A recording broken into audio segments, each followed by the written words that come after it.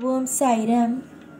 என் அன்பு செல்லமே, என் அழகான தங்கமே, மனதளவில் உடைந்து போய் இருக்கிறாய். ஆறுதல் சொல்லக்கூட ஆளில்லை என்று தவிக்கிறாய்.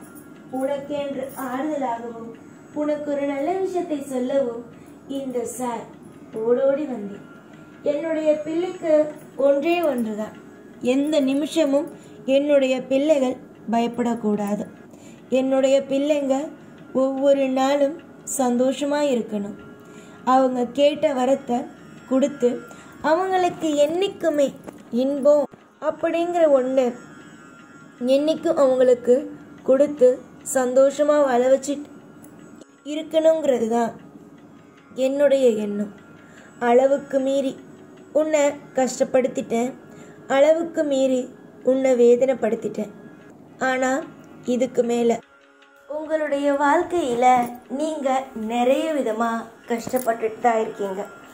அந்த கஷ்டத்தெல்லாம் போக்க எந்த தெய்வமாவது இறங்கி வந்துடாதா, எந்த தெய்வமாவது எனக்கான ஒரு நல்ல வழியை காட்டிடாதான்னு நினச்சி வாழ்ந்துக்கிட்டு இருக்க ஒரு அழகான பிள்ளை தான் நீ. தங்கமே, உன்னுடைய வாழ்க்கையில் நீ பார்த்த கஷ்டங்கள்லாம் அதிகம். நீ எதிர்பார்க்குற விஷயமெல்லாம் என்ன தெரியுமா? ஏன் நம்மக்கான தெய்வம், நம்ம கூடவே இருக்கிற தெய்வம் சாய், அந்த தெய்வமே நம்மளை கைவிட்டுட்டா. நமக்கு இவ்வளோ பெரிய சோதனை கொடுக்குற அளவுக்கு என்ன தப்பு செஞ்சோம்? நம்ம வாழ்க்கையில் நிம்மதியாக வாழணும்னு நினச்சி ஒவ்வொரு விஷயத்தையுமே நகர்த்திக்கிட்டு இருக்கோம். ஆனால் ஏன், எதுக்காக என்னுடைய தெய்வம் எனக்கு உதவி செய்கிறதில்ல அப்படிங்கிறது மட்டும்தான். அம்மா, வாழ்க்கையில் உனக்கு நான் உதவி செய்யலைன்னு நீ சொன்னால் எனக்கு ரொம்ப கஷ்டமாக இருக்குது.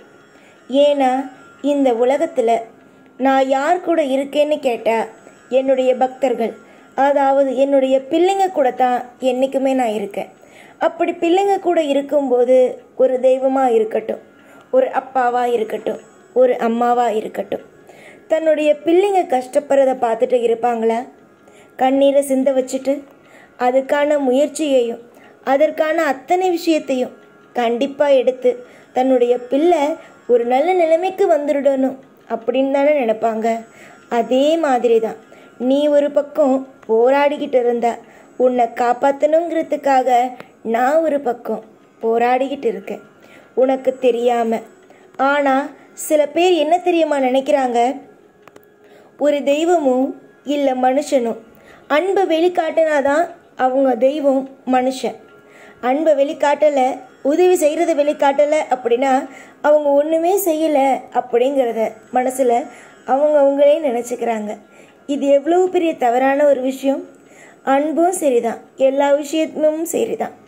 சில பேருக்கு வெளிக்காட்ட தெரியும், சில பேருக்கு வெளிக்காட்ட தெரியாது. வெளிக்காட்ட தெரியாததுனால அவங்க அன்பு வைக்கலை அப்படிங்கிறதும் கிடையாது. தைரியமாக ஒன்றே ஒன்று மனசில் வச்சுக்கோ, இந்த சாய் உன் மீது அன்பாக தான் இருக்கேன். உனக்கு தேவையான ஒவ்வொரு விஷயத்தையும் செஞ்சு கொடுத்துட்டு உன்னை வாழ வச்சுக்கிட்டு தான் இருக்கேன். ஆனால் சில கால சூழ்நிலைகள் உன்னுடைய வாழ்க்கையை தெய்வத்தையே நம்ப முடியாத அளவுக்கு மாற்றுது. அதுக்கு காரணம் என்ன தெரியுமா? தெய்வத்திடமிருந்து உன்னை பிரிக்குது. உதாரணமாக ஒரு விஷயம் உனக்கு சொல்லணும்னா, நீ இப்போ நினைக்கலாம், யார் என்ன பிரிக்கிறா, யார் என்ன சேர்த்து வைக்கிறா, என்ன எதை எனக்கு புரிகிற மாதிரி சொல்லுங்களேன்னு.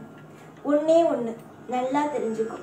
இந்த விஷயத்தை நீ தெரிஞ்சுக்கிட்டா உன்னுடைய வாழ்க்கையில் யார் உதவி செய்கிறா, யார் உதவி செய்யலைங்கிறது கூட உனக்கு தெரிஞ்சிடும். காலையில் நீ எந்திரிச்சு நீங்கள் என்ன பண்ணுறீங்க? காலையில் எந்திரிக்கும் போது அலுப்பாக இருக்கும். அப்போ ஒரு மனசு சொல்லும் எந்திரிச்சு வேலையை பாருன்னு, இன்னொரு மனசு சொல்லும் இல்லை இன்னும் 5 நிமிஷம் நீ தூங்கலான்னு சொல்லும். அப்போது உனக்கு தோன்றுறது, இன்னும் 5 நிமிஷம் தூங்கலாம்லே அப்படின்னு. அப்படி எந்த மனசு சொல்லுது? உன்னை சுற்றிக்கிட்டு இருக்க சில நெகட்டிவ், அதாவது எதிர்மறையான எண்ணம் தான், எதிர்மறையான ஒரு விஷயம்தான் உன்னை மேலும் மேலும் மேலும் முன்னேற விடாமல் இருக்கிறதுக்கு வேலைகளை பார்க்குது.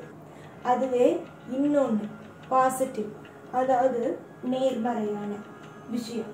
அது என்ன சொல்லணும்னா, நீ உடனே எந்திரிக்கணும், உடனே உன் வேலையை பார்க்கணும், உடனே உன் விஷயத்தையெல்லாம் செய்யணும்னு உன்னுடைய விஷயம் அத்தனையும் அது சொல்லும். நீ அது பேச்சு கேட்குற அப்படின்னா முன்னேறிடுவ. ஆனா அது பேச்சு கேட்காம அப்படியே நீ எதிர்மறையான விஷயத்த மட்டும் கேட்டேன்னு வச்சுக்கோ, உன்னுடைய வாழ்க்கையில நீ அன்னைக்குதான் பெரிய தப்பு பண்றன்னு அர்த்தம். என்னைக்குமே நல்லது சொல்றவங்கள கேளுங்க.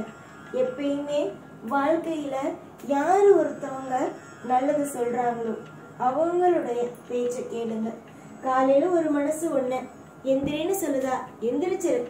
அதுக்கப்புறம் எந்திரிக்கலாமா வேணாமான்னு யோசிக்கும் போது கெட்ட சக்தி வந்து நின்று உன்னை தூங்குன்னு சொல்லி வாழ்க்கை முழுக்க தூங்க வச்சிரும். புரிஞ்சுதா நான் என்ன சொல்றேன்னு? உன் வாழ்க்கையில இதுதானே நடக்குது.